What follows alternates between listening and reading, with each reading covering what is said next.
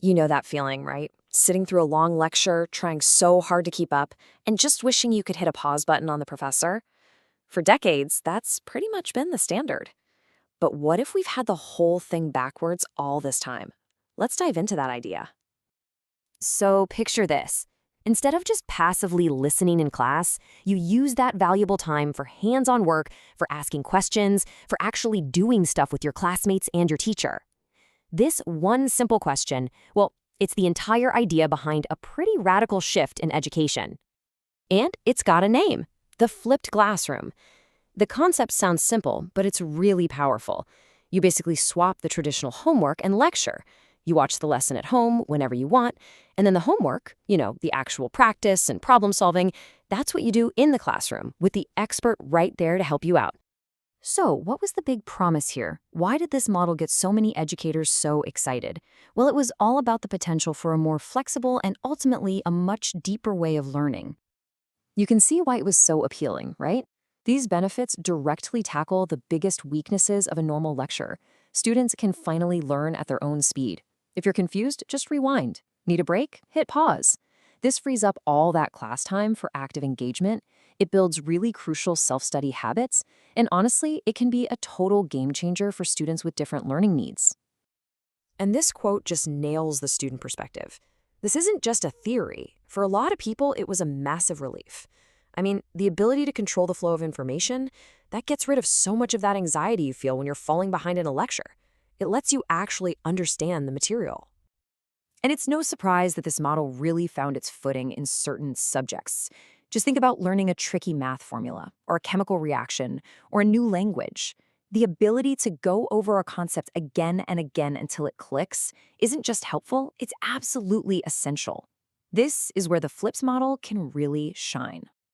So the promise is incredible, but as we all know, the real test is what happens when a great idea meets the messy reality of an actual classroom.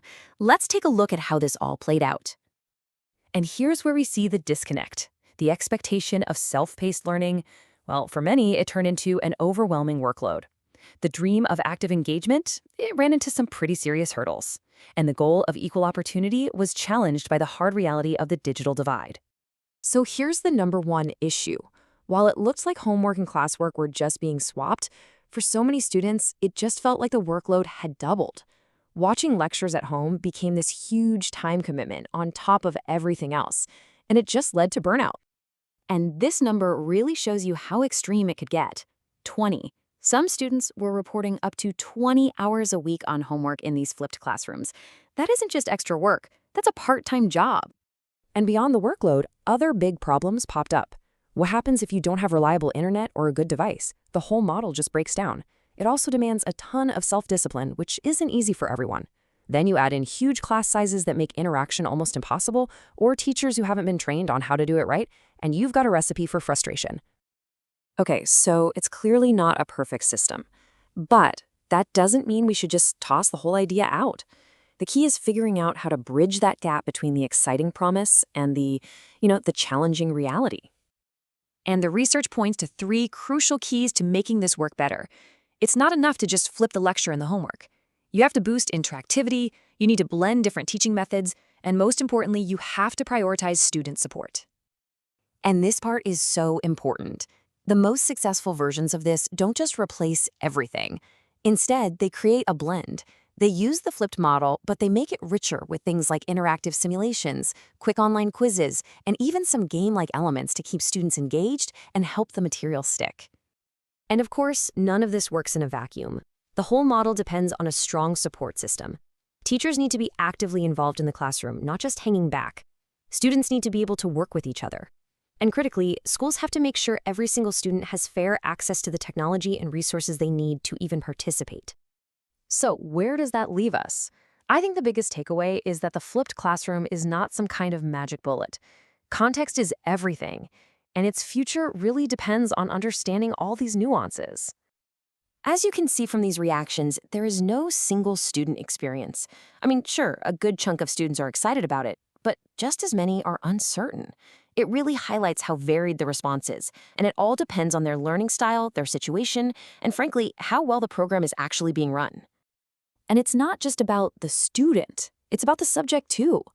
While it can work wonders for things like math and languages that really benefit from that repetition, it's proven to be a much less effective fit for highly specialized, hands-on fields like medical or nursing education, where that in-person instruction is just irreplaceable.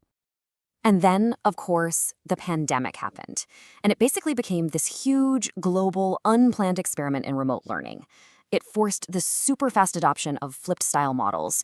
And in doing that, it threw both the incredible potential and the serious pitfalls of this approach into the spotlight for everyone to see.